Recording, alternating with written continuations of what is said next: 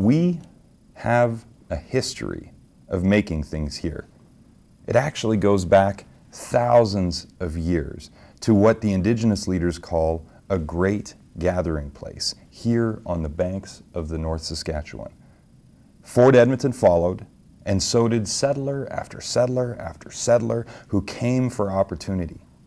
And Edmontonians actually created the first mosque in Canada and the very first food bank. And we built a new model for public education and a community league system and thousands of small businesses. Our city is filled with entrepreneurs, change makers, and artists, and together they're shaping our city for the better. And whether that's by inventing something, or changing something, or expressing something, all these makers started out with an idea, and they took a risk.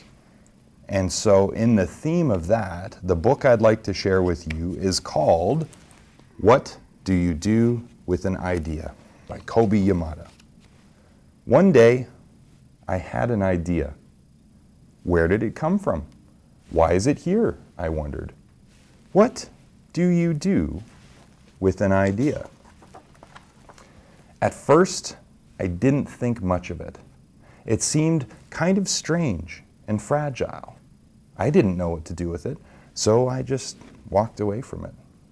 I acted like it didn't belong to me, but it followed me. I worried what others would think, what people would say about my idea. I kept it to myself. I hid it away and didn't talk about it. I tried to act like everything was the same as it was before my idea showed up.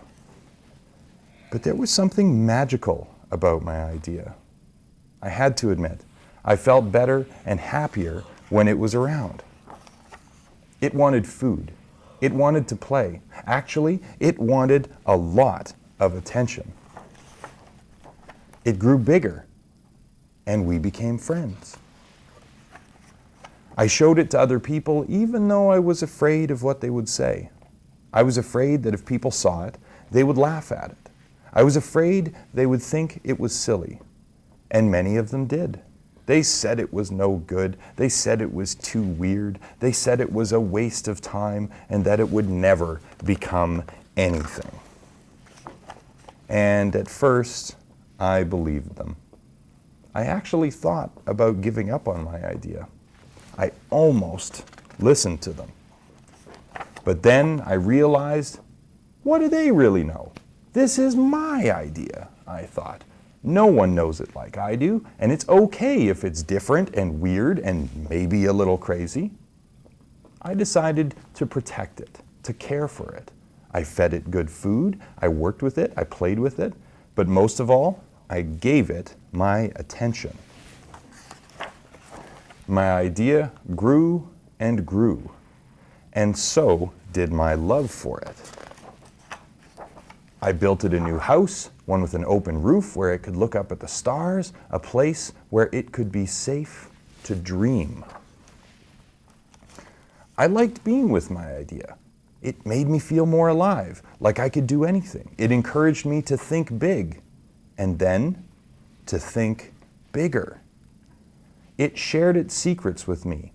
It showed me how to walk on my hands because, it said, it's good to have the ability to see things differently.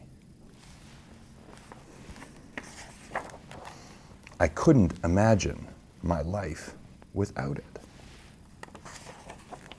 Then, one day, something amazing happened. My idea changed right before my very eyes. It spread its wings, it took flight, and burst into the sky. I don't know how to describe it, but it went from being here to being everywhere. It wasn't just part of me anymore, it was now a part of everything. And then I realized what you do with an idea. You change the world. What do you think? Good. Yeah? Yeah, I find this book really inspirational. actually. What did you guys notice the most about it? Did something speak to you? What did you see? At the beginning, it was like not colorful, just gray and black, and then at the end, it was all colorful. Yeah, it went from dull to just vibrant and full of life. What did you notice? At the beginning, there was like when the idea, it was all green, looked like. It was almost like a seed, eh? And then everything grew from it. What did you notice? Every time he walks, the place would like get greener and like colorful. So it was his footsteps. Like he was leaving life and vitality and inspiration behind. And where did the crown end up? Because the crown starts out on a little idea. Where did the crown end up? At the end, it goes onto his head. Mm-hmm. Yeah, some students at Scott Robertson Elementary gave me this book to read to them during read-in week, and I loved reading the book so much that I told them that I was going to send a copy of this book to the Prime Minister because he is so interested in innovation. So can you guys help me send a copy of this book to our Prime Minister? You guys know who our Prime Minister is, right?